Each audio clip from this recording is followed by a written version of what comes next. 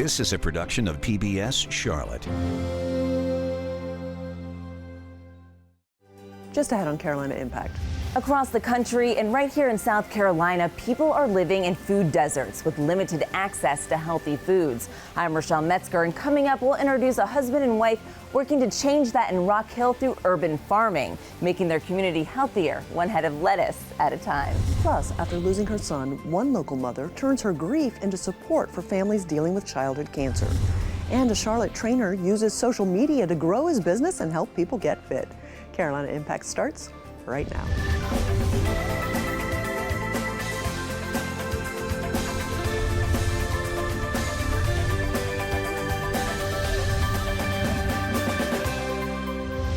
Good evening. Thanks so much for joining us. I'm Amy Burkett. Across our nation and here in the Carolinas, people are living in food deserts, meaning they have little access to healthy food. Carolina Impact's Rochelle Metzger and videographer John Branscombe take us to South Carolina, where urban farming is transforming Rock Hill. One couple's work is making the community a healthier place. The upbeat, patriotic vibes and vibrant storefronts of Old Town Rock Hill are as welcoming as the banner signs that line Main Street. It may feel like a slice of Americana, but this South Carolina city, about 30 minutes south of Charlotte, is booming with new development. But if you leave the bustle of downtown and drive about a mile south, you'll notice a stark change. The older, historically black neighborhoods that line Dave Lyle Boulevard have not seen the same investment. When you live in other cities and other places, there's places you can walk to and hang out at, or you can go and get coffee, but there's nothing on this side of town. The city is working to change that with initiatives that direct resources into South Rock Hill. But change is slow in this underserved community, where the closest supermarket with a produce section is about a 6-minute drive. I have a grocery store within 5-10 miles of me. Kathy Stewart can drive to the store, but many of her neighbors don't have that luxury. Nearly 92% of Rock Hill residents have no walkable access to a grocery store. On the south side, roughly 1 in 10 households don't have a car. There are more convenience stores, but not grocery stores. And at convenience stores, you may not be able to get all of your fruits and vegetables. Areas in which fresh options are difficult to access are called food deserts. They can be found in more than 80% of South Carolina's counties, including York. Crystal Nazir and husband Jonathan founded Victory Gardens International, a Rock Hill nonprofit, to fill that void. Our mission is to spearhead community redevelopment through urban farming, food production, food access, and job creation in historically marginalized communities. Rows of gardening bins line an old tennis court on the grounds of Emmett Scott Community Center, which used to be an African-American school.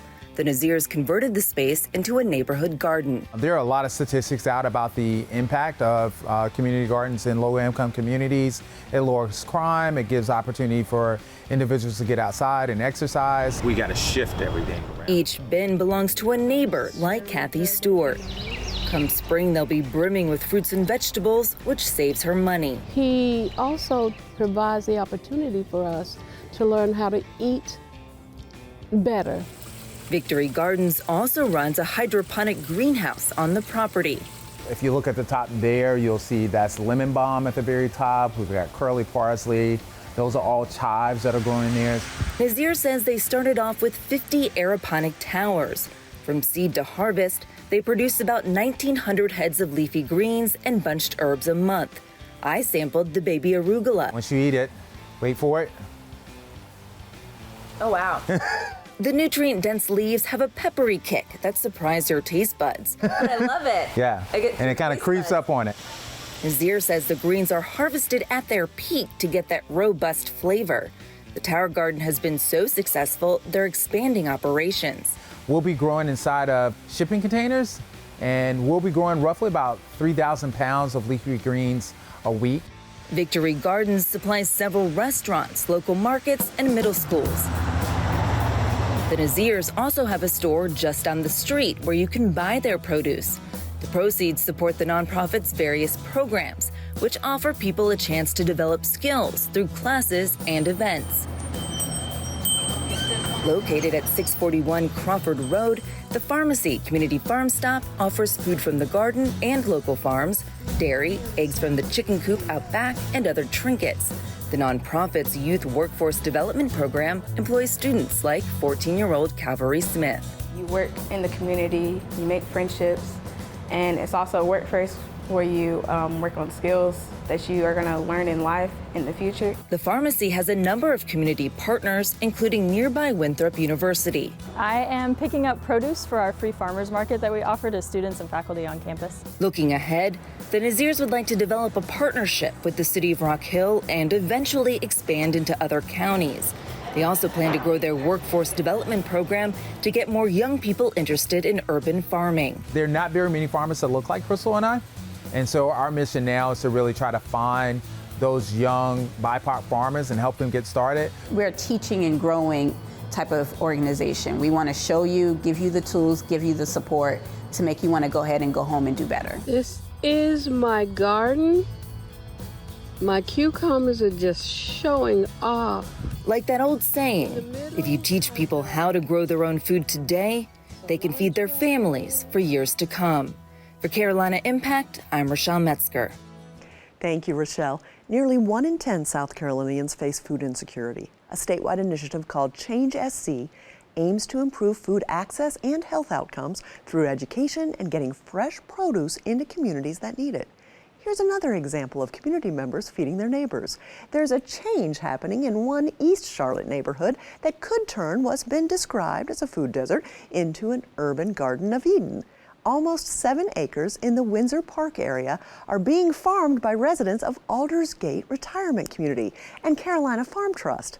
Windsor Park neighbors are also participating. The concept could become an agriculture learning lab for CMS. Nearby Windsor Park Elementary is already on board. Carolina Impact's B. Thompson and videographer Max Arnold tell us more about the seeds of progress. Food. It's what all organisms need to survive. Yet for many people in cities across the nation, access to healthy vegetables and fruits is sketchy at best and non-existent for many. It's why the Carolina Farm Trust is making the case for urban farmlands. So how do we build urban farms so people can understand why this land is so important? Why is student nutrition so important? How do we really look at workforce development and farm apprenticeship to get career tracks back into agriculture? It's what prompted the Carolina Farm Trust to begin a partnership with the Aldersgate Retirement Community in East Charlotte back in 2017 on some property that had formerly housed tennis courts and buildings. Its first hurdle? Residents needed access to the garden site. Walkway came about as my father-in-law passed. So that is what's going to give access to Aldersgate. It's actually the bridge that connects the campus to the farm. I've been following the Carolina Farm Trust for many, many years. And so we moved in here in 2019. And for me, this was one of the perks. I can walk through the woods and get here. For this healthcare professional, her biggest concern, sick patients who could not get the foods they needed. When you're telling someone that doesn't have the resources to eat fresh, eat healthy, the feedback is pretty consistent, which is like, I just can't afford it, For the dietitian who cares for the health of some Aldersgate residents and other patients in the Windsor Park community, the garden is a game changer. It's tough. A lot of them are wheelchair bound, walker, and a lot of transportation is a big problem.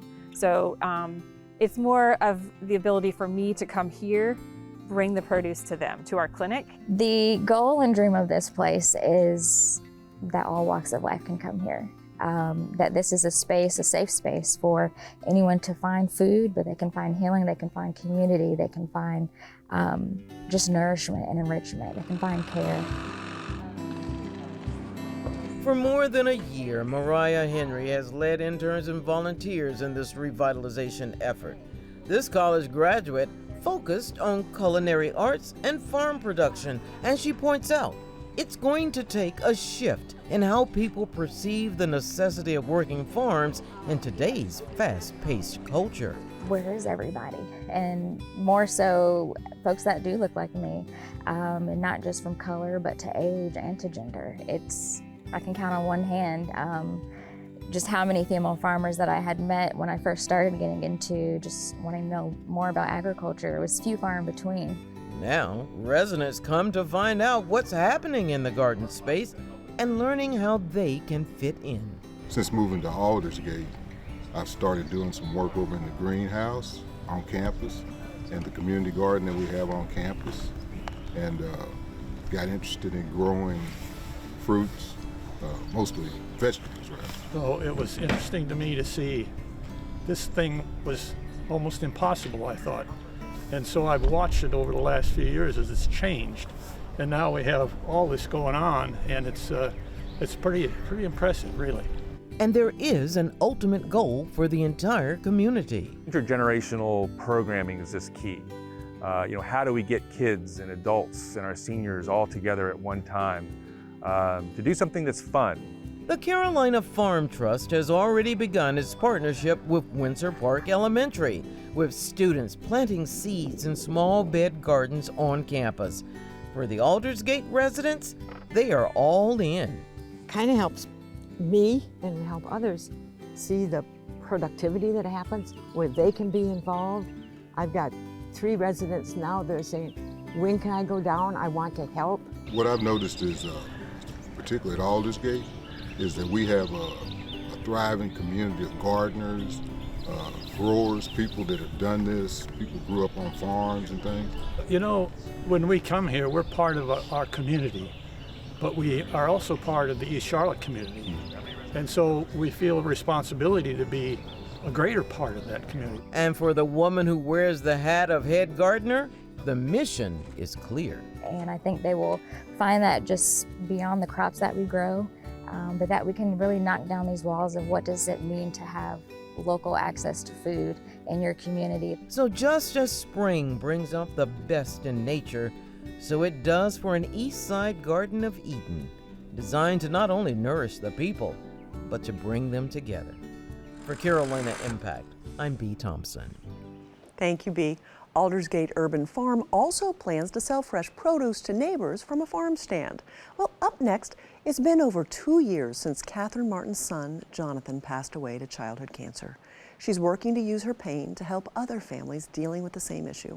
Carolina Impact's Dara Khalid and videographer Russ Hunsinger show us how her nonprofit, Melanated Melon, touches lives. With each tick of the hand on her vintage pendulum clock, time moves forward. But for Catherine Martin, it still feels like her world is stuck on the day she lost her son. Jonathan and I had a special bond, and I won't ever get that back. She vividly remembers her 15-year-old son's health declining, how he lost his appetite, energy to walk, and struggle with nausea. He asked me to come over to the couch one morning. He was like, "Mom, can you touch this? Can you?" And I touched it, and it was all like, it felt like a rock in his stomach, like a pebble. And I pushed on it. He's like, it hurt him very much. Catherine tells me after taking Jonathan to the hospital in July of 2021, their lives changed instantly. They gave me the worst news of my life, and they told me my son had a tumor in his liver. From there, things happened pretty quickly. He was diagnosed with midline carcinoma, which is a very rare cancer. Doctors told the family he had 6 months to live, but he passed away in just 3 months. He fought all the way to the end. He was just the pillar of strength through it all, and that made me feel like I needed to be strong for him. She not only needed to be strong for him, but also for her husband and their other children. You will not forget. You will not disassociate. Everything you do is motivated by the pain you have. Piece by piece, just like the puzzle they're putting together, the family brings their memories of Jonathan together to reflect on who he was. John was always himself. No matter what happened, he was going to be himself. He's going to be his witty, clever self, but also common sense oriented, which is one of the things I truly appreciated about my son. Around their home, you'll see reminders of the young man who had big dreams. From gifts given by the high school band he wanted to play his saxophone in, to a painting from Massachusetts Institute of Technology, where he hoped to attend. his family preserves his legacy. It's a thing where you have a choice to make. Do you sit down and do nothing and let it consume you, or do you use it? For Catherine, she's decided to use it. This is where the magic happens. This is my craft room. Where all my thinking and strategizing about the nonprofit happens. Stitch by stitch at her sewing machine, she uses the pain of her son's death to create fundraising products for a nonprofit, Melanated Melon. Our goal is to help families impacted by childhood cancer. I noticed a gap in the community here in Fort Mill that, we didn't have a lot of, organizations to lean on. So this is our Melanated Melon bracelets. We needed something right here in our own backyard with our own, something that we can work into our hospitals here in South Carolina that helps families get through. In December of 2021, Catherine launched Melanated Melon. The name was inspired by a memory she shared with her son during his cancer battle. His head was completely bald at that time, and I happened to be just pushing him in his wheelchair, and I'm like, son, you have a perfectly round melanated melon, and it stuck. The nonprofit hosts several events throughout the year, like their Be Jonathan Strong 5K Run Walk and their Sip and Swing, where the proceeds support families dealing with childhood cancer. I love it. It gives me purpose. It helped me with my grief journey. It's still helping me with my grief journey. And the impact of Catherine's nonprofit is being felt right here by 6-year-old Aubrey and her mom, Kara. Pretty tasty. Aubrey Cerruti lights up just like any other kid playing one of her favorite action-packed video games. For her, moments like this are a fun relief from her grueling cancer treatments. Just watching her be able to still be a kid when she has all this pain and, tummy aches still come, the medicines still cause side effects. Mommy, what if I spill it? It's okay. Then we clean it up. In 2021, Aubrey was diagnosed with acute lymphoblastic leukemia, devastating news her family was not expecting. They sat me down and they said, it's not the answer you wanted, because the original answer as to what we thought was maybe going to be anemia, and it wasn't. So cancer, the big C. My kid, my baby, my everything. I was broken. I still am. Kara tells me over the past few years, she's watched her daughter go through immense pain, but somehow it hasn't taken Aubrey's smile away. Every day I feel joy in my heart from God and Jesus, and they just tell me that I should feel happy and not mad or sad. For Aubrey and her family, another reason they feel so much joy is because of Catherine and how Melanated Melon supported them in their darkest moments. I love that girl, and I love the story of Jonathan and her heart as a mama and as a wife. All of it just really touched me, and she just really touched me. His story, her story, all of it. We're in a club that nobody wants to be a part of, but we're in that club and we're gonna be there for each other. For Catherine, relationships like this mean the world because she gets to see the impact of her son's legacy in survivors like Aubrey. For Carolina Impact, I'm Dara Khalid. Thank you, Dara. Catherine excitedly shared with us the Be Jonathan Strong 5K walk is expanding beyond the Charlotte Metro. Another event will take place in Charleston this summer. Well, finally tonight, back in the 60s, 70s, and 80s, if you needed a telephone number, what did you do? You either called 411 to get information, or you used the phone book. The white pages for people's phone numbers, the yellow pages for businesses. For decades, those were the only ways to get a number. But the 90s brought us the internet and search engines. However, these days, social media is how some are finding businesses. As Carolina Impact's Jason Terzis shows us, one local fitness center has earned most of its clients through Instagram. Come on, let's go. It's 8 a.m. Saturday morning.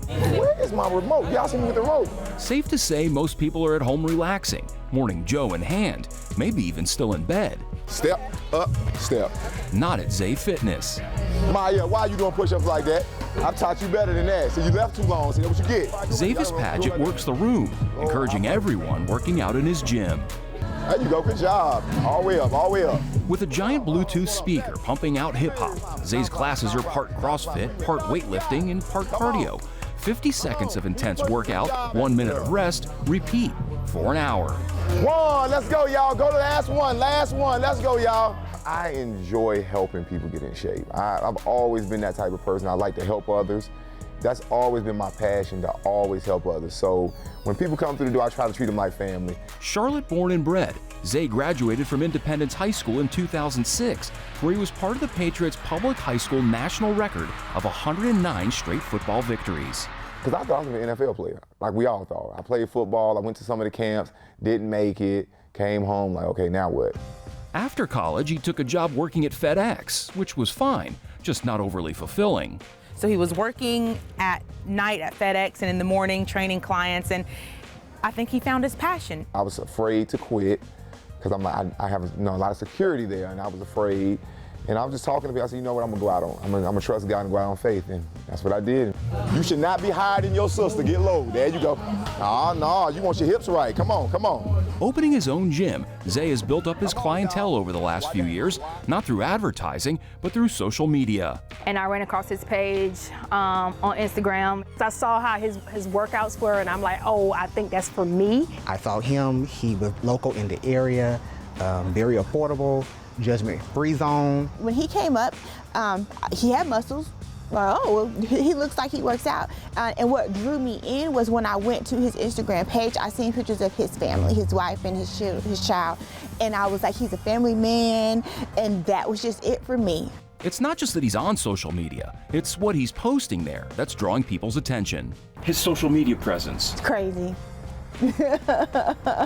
There's the one video with his son going over the various food groups. What is chicken? Protein. Good job. What is rice? Carbs. What is green beans? Vegetables. Give me 5, boy. That's what I'm talking about, boy. Let them know, boy. You're gonna be big and strong, right? Yeah. And the one that's causing quite a stir, posted in November and viewed more than 2 million times, talking about the negative aspect of his hometown growing so big, so fast. If you are not from Charlotte, North Carolina, please stop moving here. We have enough of you New Yorkers, you DC people, you Boston, all y'all Northerners. Stop moving here. Y'all making our rent go up. Y'all making everything go up. We have traffic like Atlanta now. Y'all need to stop moving. Move to Atlanta. Move to Houston. Don't come to Charlotte. I'm tired of this. It should not take me 30 minutes to go 5 miles down the road. Please, y'all. So I stuck it on Instagram and it took off. What'd you think when you saw that one? I was like, Lord, Zay, you done took it too far. I was like, you done took it too far. Oh my God. And he was coming in, he was like, they are eating me up in these comments. And he was laughing about it. He just thought it was hilarious because he was like, look, these people are getting angry. And I'm like, but that's him though. That's him. I was really just playing.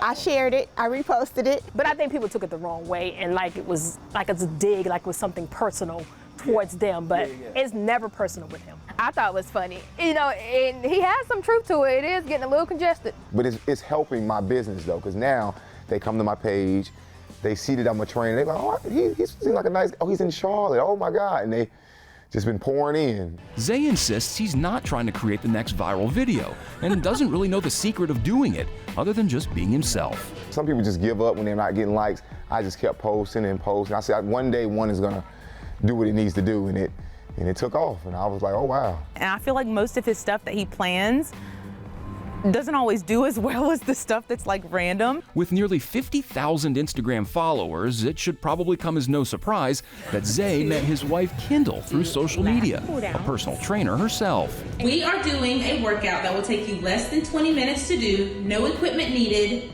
straight cardio workout. I was getting into my personal training business and things, and I was following more fitness trainers and things like that. And somehow he stumbled onto my page as someone I was following.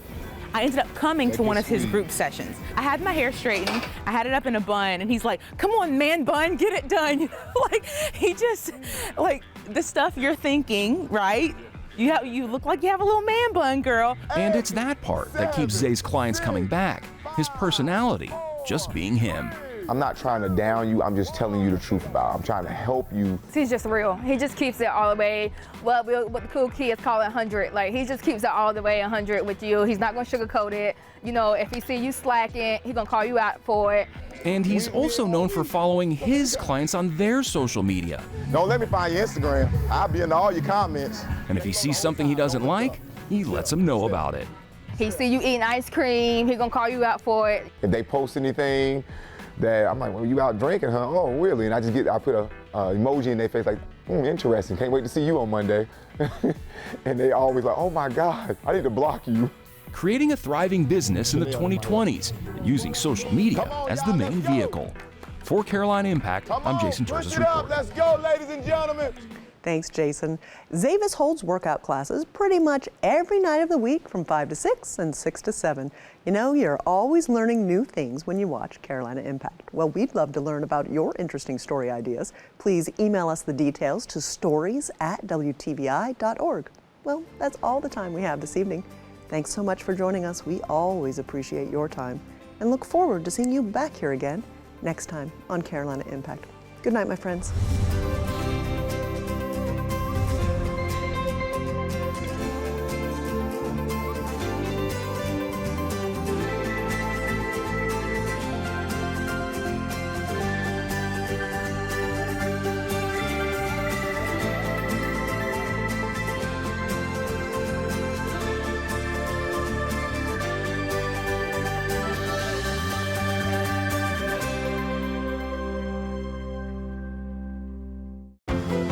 This is a production of PBS Charlotte.